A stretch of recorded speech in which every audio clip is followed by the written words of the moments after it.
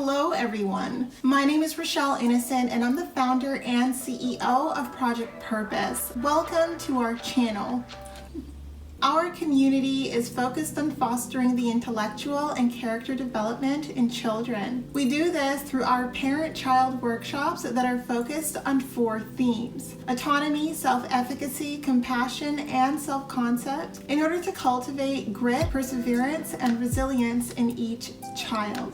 And we are so thrilled to be offering one of the first of its kind digital, virtual, and continuous learning environments, enabling parents and children to connect from all around the world. At Project Purpose, our overarching mandate is to renew and rebuild family, community, and relationships. Our different social media platforms provide us with an opportunity to have discussions and to create space for all topics that relate to family, community, and relationships with ourselves as well as with others, with a primary focus on mental health and education. More precisely, the ways that the institutions of mental health and education play a role and have played a role in our societies at large. These discussions and debates provide us with an opportunity to think critically about what needs to change within these structures for us to live up to our bold slogan: support, protect, and empower each child through youth-focused development, better known as leadership in juvenescence. We recognize that in valuing our children's leadership potential, this also translates as recreating and co-creating environments, both socially and politically, that will enable our children to thrive. For those of you who are particularly keen on the topic, we also write thought pieces every other Sunday. We actually just dropped a thought piece this past Sunday, so be sure to meander over to the website and check out our online content. Now, if it is the case that you're looking for a listening alternative, well, we're available wherever podcasts are playing, and we have provided you with access to a few links down below. Now, as is the convention, be sure to subscribe, hit that post notification bell so that you are aware of every time we post. And of course, if you like these conversations and you want to keep them going, like, comment, and share this segment. Let's get into it. Allô les meufs et les mecs. Hello ladies and gentlemen, and welcome back to another segment here on Project Purpose. For those of you who are new, we cover topics that relate to mental health, mental wellness, and education on a week-by-week basis. And today's topic of discussion is education. And on the conversation around education, we're going to be talking about goal planning. And why? Because New Year's is just around the corner and is a perfect opportunity for you to set the tone for the year and start the year off with a focus on success. And so success can be any way that you define it. It doesn't have to be anything specific, but just the things that you want to accomplish before 2025. And it seems so far away, 2025, but 2024 is only 2 weeks away. And so, as you know, as you've seen my previous videos on here, this is the time of year where I talk a bit about goal planning. And so I want to have that conversation with you today. So I love to goal plan in several different ways. So if you're not someone who feels inclined to do the activity solo, when I was younger and I started really getting into the habit of goal planning, what I would do is I would parallel goal plan. So I would always invite a friend to build a map with me, but she would build her own map, or they would build their own map, and then I would build my own. Like, it was never something that we were like fusing our vision for the year together. We were just bouncing ideas off of each other or asking each other questions to get clarity on what it is that we wanted to do and where it is that we wanted to put our energy this upcoming year. And so it's interesting because goal planning for me this year is a little bit different. It's the first time that I've goal planned and really tried to build a fusion by way of the vision that I have for the year. And so this is the first time I think ever where I've goal planned, thinking about and like asking for input and like looking to have someone else make the plan complete. So I have built half of the goal plan with all of my ideas and all of the things that I think would be perfect for how I want to put the year together, and the other half of the vision lives with my partner. And so this is the first time that I've ever done that. Like, even like in previous relationships, I've always built my goal plan and then informed my partner. This is the first time that I'm building this plan that is a fusion of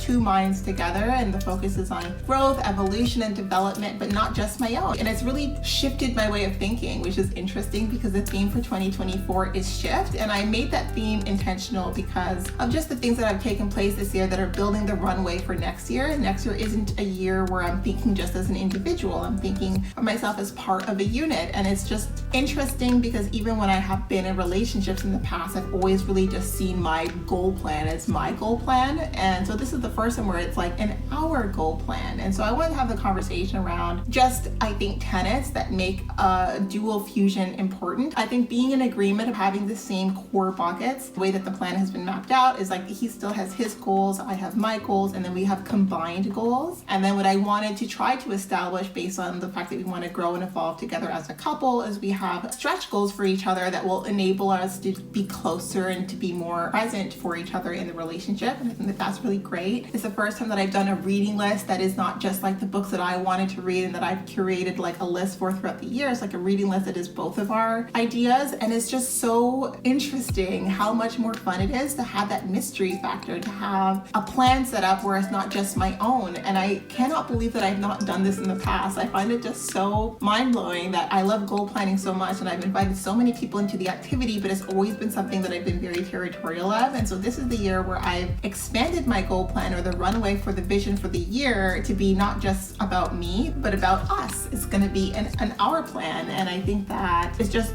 a very different angle, and it's an angle that I really enjoy. So I think that when you're thinking about goal planning, you're thinking about building your resolutions, rather than just seek someone out to make the activity more enjoyable, to like bounce questions off of them or have an accountability partner. I think inviting your partner, assuming you have one, into the fold and building that map together so that, you know, they have a sense as to where you want to put your energy for your individual goals, but you're having conversations, or you're talking about, or you're at least like putting it to paper, the areas where you would like yourselves as a couple to put your energy together. And so, as I've mentioned in a few of my goal planning videos, it's a rough draft. It's a rough draft that's fairly final, but it's not going to be completely finalized until after Christmas. And then after Christmas, I pretty much am committed to the plan, and I do everything I can to set myself up correctly. So the second part of goal planning that a lot of us don't talk about is making sure that we carve out the space for this new normal. So we build out the time in our calendars so that we're not fighting against the grain of our current habits and our current rituals to have this new shift take place and take hold. So the rest of the year, the last week of 2023, is going to be spent building out a calendar, at least for the first 3 months of 2024, to make sure that I have set myself up for success in achieving the goals that I have put to paper. That means that I have established new routines. I have put placeholders for the times and the days for the activities that I feel would be important, and I have built a tentative map or a tentative plan for the activities, whether it's shared or whether it's individual that I want to do. And I've looked for conferences if that was part of my plan. I've looked for publications. I've looked for things that I want to be subscribed to in order to meet some of my development and my learning goals. So I really, once I'm done with the plan, build out the actual time that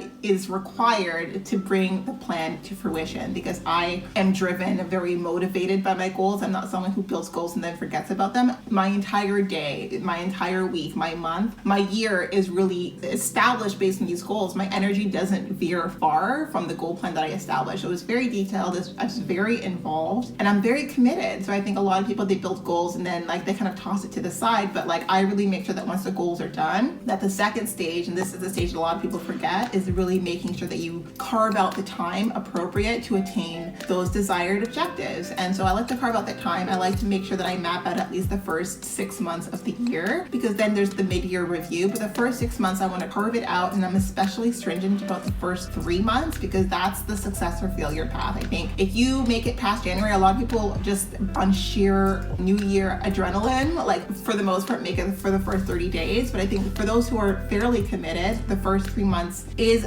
discipline, but it's worth doing. And then they kind of drop off because they haven't established it as a routine. It's something that they're doing over and above their existing routine. They haven't looked at the routine and blown up and disrupted the routine to make it integrative, to make the new goals, the resolutions, the habits, the behaviors that they're looking to integrate into that plan, into that schema. So I like to change the schema. I like to change the runway of where my energy has gone. And so there's a lot of reflection happening this time of year. I'm spending a lot of the time in my thoughts, in my head, building out a map. It's almost like a Tetris of different ideas as to how it's going to work. And so it's really very cool that this year I'm playing Tetris, but there's different pieces that I'm waiting on someone else to kind of plug into. And I think that that just makes the experience just all the more exciting, right? And I didn't know how I would feel about it until I started doing it, because I was like, well, maybe I'll build a plan for the two of us. Like I'll kind of like steer this. But I believe in co-authoring things that are as significant as energy, right? As commitment and as time commitment. And I think that because we're both invested in how our partnership grows and evolves, calls and we're invested in how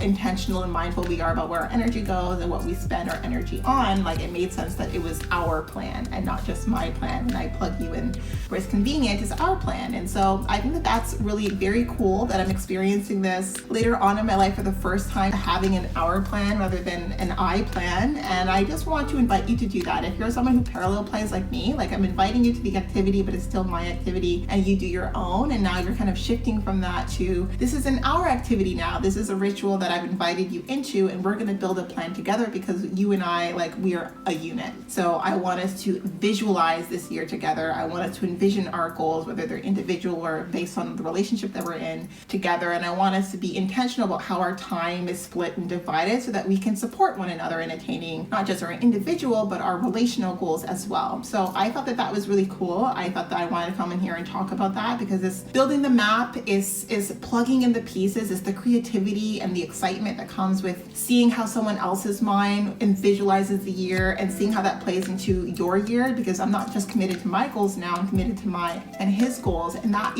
is really exciting, like splitting my attention, not just on what I want to achieve, but also on how do I make sure that I navigate or orient myself in a way that I'm setting him up for success as well, even if that's just being in the background and like, taking some things off his plate. It's just the mind shift that I really hadn't considered because I've always been the planner, the one who wanted to do the resolutions, and in the past, like, it just wasn't something that anyone that I was with really was interested in participating in. They kind of just humored me, I guess. So it's really nice to have a partner who's like all in and who wants to make a we plan. And it's a shift, right? And the year 2024, the theme of the year is shift. And no, I do not share my goals, but I want to share that this year it is a fusion of individual, relational, and familial goals. And I think that in and of itself is just really a huge blessing. I feel so grateful for that shift and for, I guess, the experience of expanding my perspective and my energy beyond myself in a way that's not career oriented. In any case, I want to come here and talk about that. Goal planning is not just about carving the plan, it's about also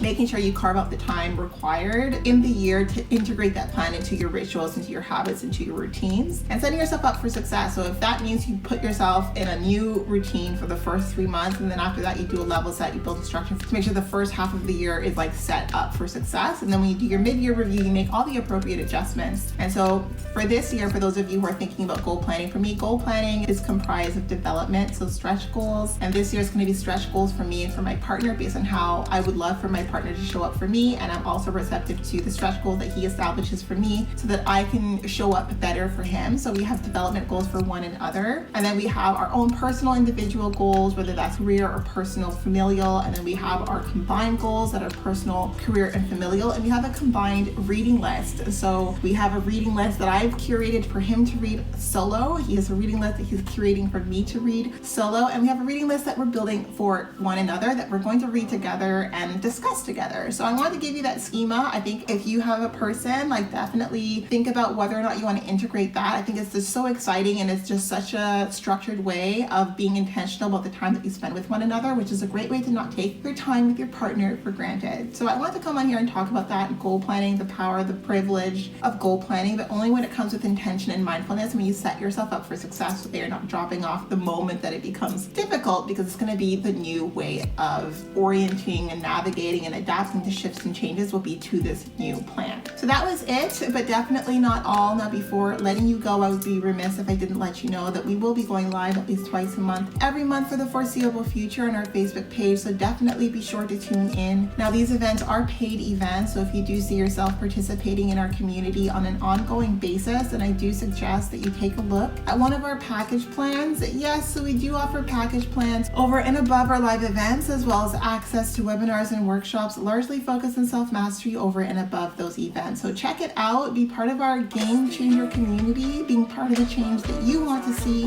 allowing us a small role to play in your journey. We are on the road to 1K, so we do invite you to follow us across all of our social media platforms, and we look forward to chatting with all of you very soon. We'll talk to you later.